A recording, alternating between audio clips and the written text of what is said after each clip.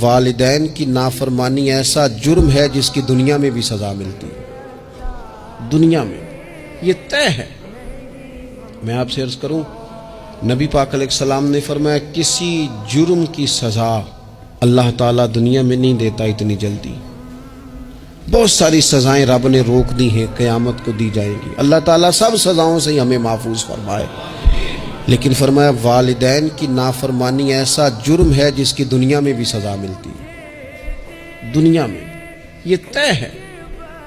حضور علیہ السلام نے کبھی کسی شخص کے لیے دعائے ضرر نہیں کی۔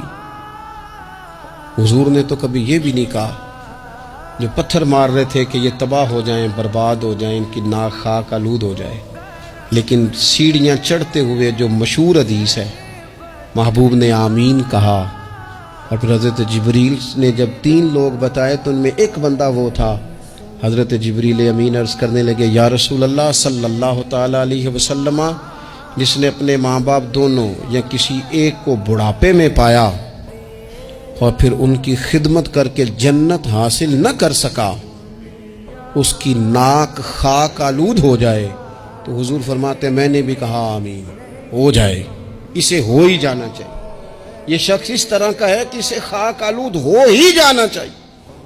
کبھی بھی زندگی میں اپنے والدین، کیا ہمیں دعا سکھائی قرآن پاک نے، کہا وَقُلْ رَبِّ ارْحَمْهُمَا كَمَا رَبَّيَانِي صَغِيرًا۔